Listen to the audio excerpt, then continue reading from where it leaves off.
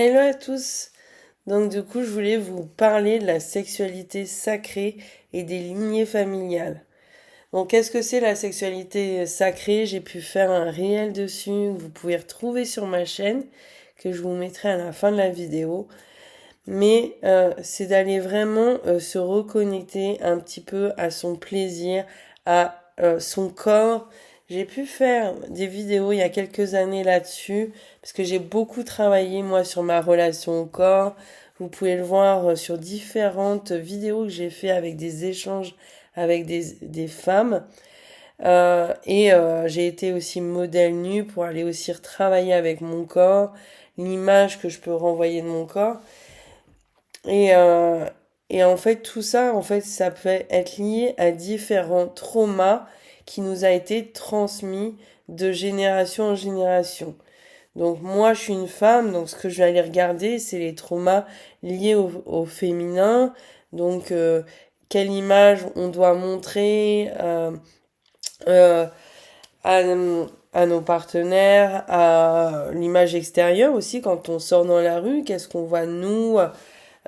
Et en fait, ce regard-là peut avoir une importance ou non, mais il peut y avoir en fait des traumas qui nous appartiennent pas forcément.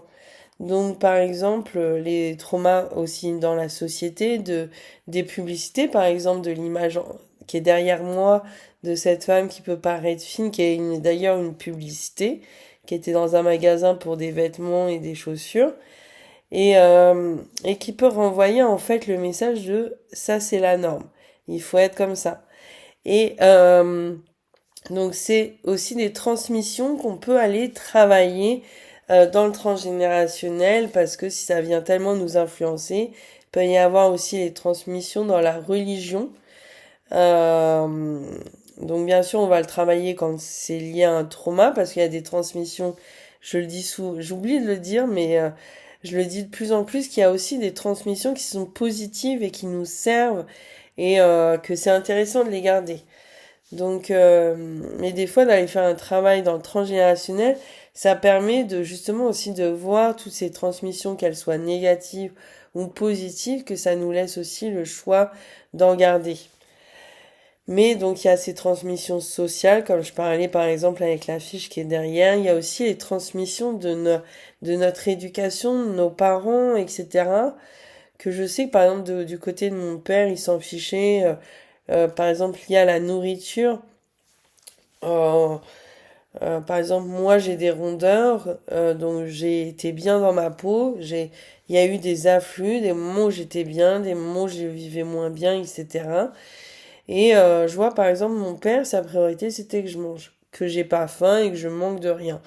La priorité de ma mère, c'est justement, c'était de se priver justement pour avoir une bonne image, qu'il fallait montrer une bonne image, mais par contre la relation à l'émotionnel était très dure. Sauf qu'on dit souvent aussi que le cerveau émotionnel est notre ventre. Donc, et aussi le bassin, donc où il y a nos organes génitaux, est lié aussi à notre place dans la famille. Donc c'est vrai que j'ai bien aimé en parler aussi par rapport à l'endométriose, toutes ces problématiques-là liées, donc aussi les hommes ont aussi des problématiques dans le bassin, dans les organes génitaux, mais en fait c'est notre place dans la famille et aussi tout cet héritage transgénérationnel. Et c'est là aussi où on voit les plus gros traumas, nos propres chocs émotionnels. Et donc du coup ici aussi ça peut créer euh, des blocages dans notre sexualité. Donc là je donne vraiment beaucoup d'informations, mais c'est des sujets vraiment qui me passionnent, que j'ai déjà essayé d'aller explorer moi dans ma propre vie, même s'il y a des moments où j'avais pas spécialement de problématiques. C'est des sujets qui me passionnent, qui sont liés vraiment aux problématiques féminines, donc entre autres par exemple comme l'endométriose. Donc et mais ça peut être intéressant. Donc même la sexualité, il peut y avoir aussi des problématiques dans la place pour un homme en tant que père. Si jamais j'arrive à aller jusqu'au bout et que on a un enfant, ben ça peut être problématique et il peut y avoir cette peur-là, ne pas vouloir être père ou ne pas vouloir être mère et créer des blocages dans notre sexualité, même si c'était clair qu'on voulait pas d'enfant avec notre partenaire avec qui on a une relation, mais on se dit en fait si j'arrive au bout, ben potentiellement si ça fonctionne, si ça marche, cet acte sexuel, eh ben ça peut aboutir par accident à un enfant. Et il peut y avoir des chocs émotionnels liés à ça aussi dans le transgénérationnel. Donc j'ai fait une vidéo cette semaine déjà où je parle de plein de problématiques qui pourrait y avoir pour en lien avec la sexualité et le transgénérationnel. Donc là c'est vraiment une suite à cette vidéo. Donc où je vous donne d'autres informations supplémentaires pour ceux qui ont le courage d'aller jusqu'au bout de la vidéo. Donc en tout cas, si c'est des sujets qui vous parlent, si vous êtes encore là, même si vous n'avez pas de problématique sur ce sujet-là, mais que c'est un sujet sur lequel vous aimeriez bien aller explorer, n'hésitez pas à aller voir mon site en dessous la vidéo.